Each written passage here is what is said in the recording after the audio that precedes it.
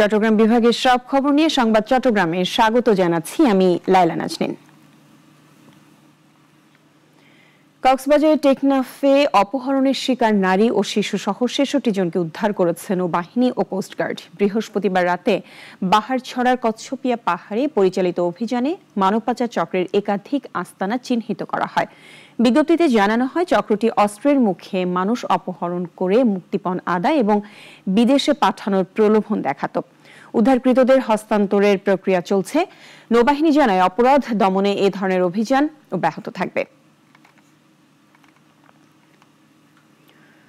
চট্টগ্রাম বিশ্ববিদ্যালয় কেন্দ্রীয় ছাত্র সংসদের চাকসু এবং হল সংসদ নির্বাচনে মোট ৯৩১ জন প্রার্থী মনোনয়নপত্র জমা দিয়েছেন। তবে ২৩৩ জন প্রার্থী ফর্ম সংগ্রহ করলেও জমা দেননি বলে জানিয়েছে নির্বাচন কমিশন। এর মধ্যে চাকসুর জন্য ৪২৯ জন এবং হল সংসদের জন্য ৫০২ জন প্রার্থী মনোনয়ন জমা দেন। ছাত্র হল থেকে ৩৫৬ এবং ছাত্রী হল থেকে ১৪৬ জন প্রার্থী মনোনয়নপত্র জমা দিয়েছেন। এদিকে তফসিলে কিছু পরিবর্তন আনা হয়েছে। এখন যাচাই বাছাই হবে ২১ সেপ্টেম্বর এবং প্রার্থীদের প্রাথমিক তালিকা প্রকাশিত হবে ২২ সেপ্টেম্বর। অন্যান্য তারিখ অপরিবর্তিত থাকবে।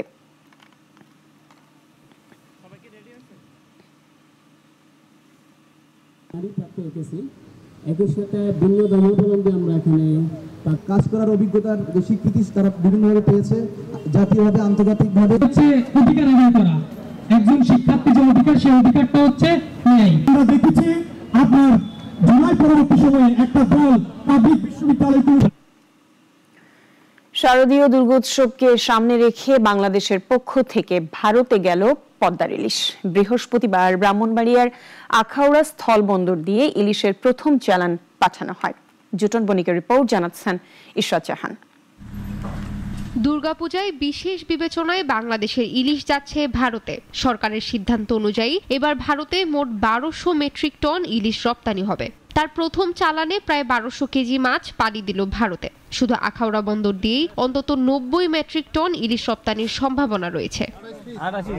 রপ্তানিকারক প্রতিষ্ঠান মাহতাব এন্টারপ্রাইজ জানিয়েছে, প্রতি কেজি ইলিশের দাম পড়েছে $১২.৫, বাংলাদেশি টাকায় প্রায় ১৫২৫ টাকা। প্রতিটি মাছের ওজন ছিল প্রায় ১ কেজি। ভারতের দুর্গাপূজা উপলক্ষে আমার যে লাইসেন্স আছে, লাইসেন্সে ৩০ টনের রপ্তানির পারমিশন আমরা পেয়েছি।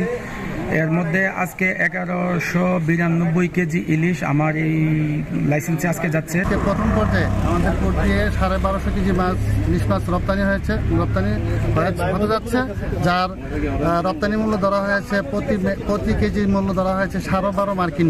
মাছের মান এবং তাপমাত্রা পরীক্ষার পর সেগুলোর ছাড়পত্র দেওয়া হয়েছে, নিশ্চিত করেছেন উপজেলা মৎস্য সম্প্রসারণ কর্মকর্তা। আমরা মূলত কাজ হলো মাছের টেম্পারেচার দেখি যে আইস মাছ যেগুলা কতটুকু আছে। যদি 0 থেকে 5 ডিগ্রি সেন্টিগ্রেডের মধ্যে থাকে তাহলে মোটামুটি কোয়ালিটি ভালো থাকে। আজকে আমরা দেখেছি প্রায় 2 ডিগ্রি সেন্টিগ্রেড বরফের যেগুলো আছে মাছের টেম্পারেচার। আগামী ৫ অক্টোবরের মধ্যেই সরকার অনুমোদিত ১২০০ মেট্রিক টন ইলিশ রপ্তানি শেষ করার নির্দেশনা দিয়েছে বাণিজ্য মন্ত্রণালয়। ইশরাত জাহান, নাগরিক। ব্রাহ্মণবাড়িয়ায় হতদরিদ্র নারীদের জন্য বরাদ্দ সরকারি চাল বাজারে বিক্রির সময় জব্দ হয়েছে। বৃহস্পতিবার দুপুরে জেলা শহরের আনন্দবাজার এলাকা থেকে ১২ বস্তায় ৬০০ কেজি চাল জব্দ করেন উপজেলা প্রশাসন। নির্বাহী কর্মকর্তা সিফাত মোহাম্মদ ইশতিয়াক ভুইয়া জানান, গোপন সংবাদের ভিত্তিতে অভিযান চালানো হয়। এই চালগুলো বিনামূল্যে বিতরণের কথা থাকলেও অসাধু ডিলার বাজারে বিক্রির চেষ্টা করেন। জব্দ চাল সদর উপজেলা পরিষদ কার্যালয়ে রাখা হয়েছে। প্রশাসন জানিয়েছে, তদন্ত শেষে অভিযুক্তদের বিরুদ্ধে আইনগত ব্যবস্থা নেওয়া হবে। লক্ষ্মীপুরে ওষুধের দোকানের আড়ালে অবৈধ মদ বিক্রির অভিযোগে একজন আইনজীবী সহ ৩ জনকে আটক করেছে সেনাবাহিনী। বৃহস্পতিবার রাতে শহরের থানা রোড এলাকায় জয় ফার্মেসি ও পাশের বাসায় অভিযান চালিয়ে ২৩ লিটার দেশি মদ জব্দ করা হয়। সেনাবাহিনী ক্যাপ্টেন রাহাত খান জানান, দীর্ঘদিন ধরে তারা ওষুধের দোকানের আড়ালে মদ বিক্রি করে আসছিলেন। আটকদের মাদকদ্রব্য নিয়ন্ত্রণ অধিদপ্তরের মাধ্যমে থানায় হস্তান্তরের প্রক্রিয়া চলছে।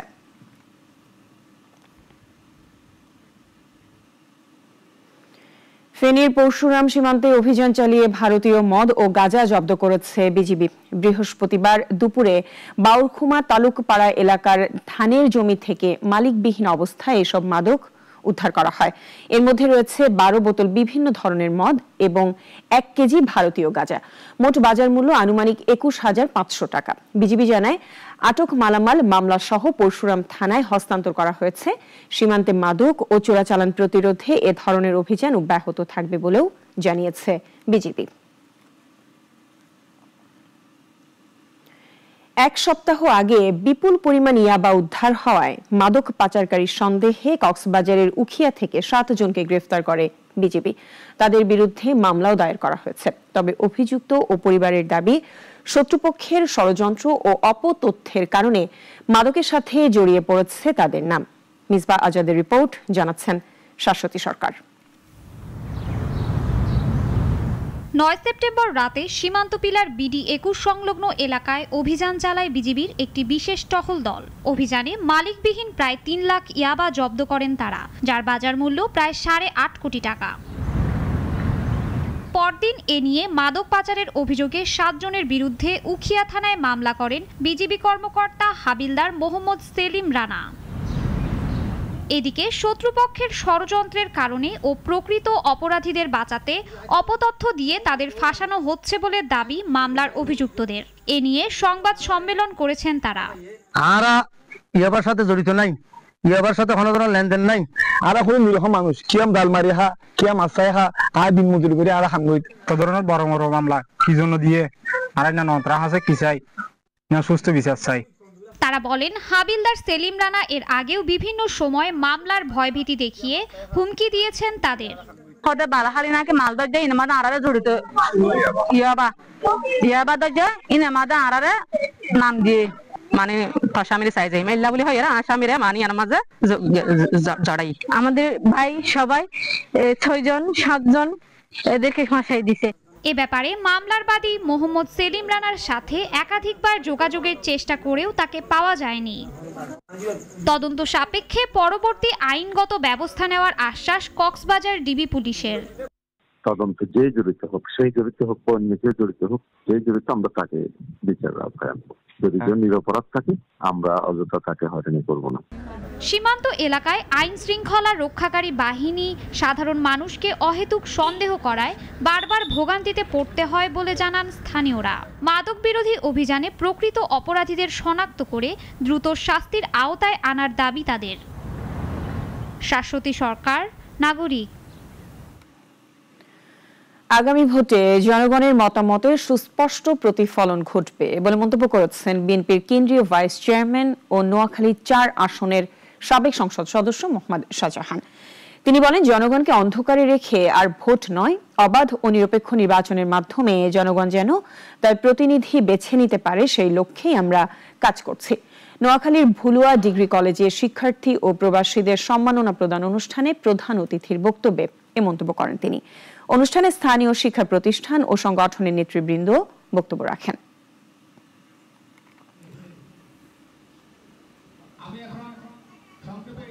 জনগণকে অন্ধকারে রেখে তাকে বোকা বানিয়ে কোটি কয়েক লোকের নেতৃত্বে যেন ভোট হয়ে সে ভোটে যেন ফলাফলে যেন জনগণের প্রতিনিধি নির্বাচিত না হয়।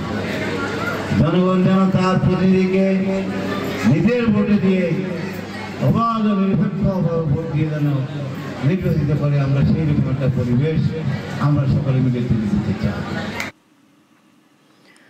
চট্টগ্রাম সিটি কর্পোরেশনের মেয়র ডাক্তার শাহাদাত হোসেন বলেছেন, প্রকৃত শিক্ষা তখনই সার্থক হবে যখন তার নৈতিক মূল্যবোধ এবং দায়িত্ববোধ জাগ্রত করবে। গতকাল মালাখান কুসুম কুমারী সিটি কর্পোরেশন বালিকা উচ্চ বিদ্যালয়ে বার্ষিক পুরস্কার বিতরণ ও কৃতি শিক্ষার্থীদের সম্বর্ধনা অনুষ্ঠানে তিনি এই কথা বলেন।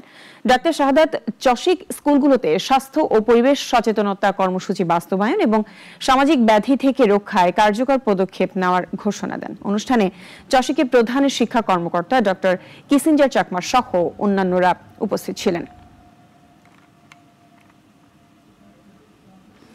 চট্টগ্রামে স্বেচ্ছাসেবী সংগঠন হাজী মোহাম্মদ ইউসুফ ফাউন্ডেশনের উদ্যোগে অনুষ্ঠিত হলো বিনামূল্যে চিকিৎসা ক্যাম্প।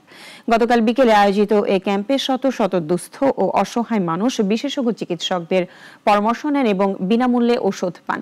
আয়োজকরা জানিয়েছেন, ভবিষ্যতেও এ ধরনের ক্যাম্পের আয়োজন চলবে। প্রতিষ্ঠা থেকেই সমাজের বিভিন্ন স্তরের মানুষের কল্যাণে কাজ করে আসছে এই অলাভজনক প্রতিষ্ঠানটি।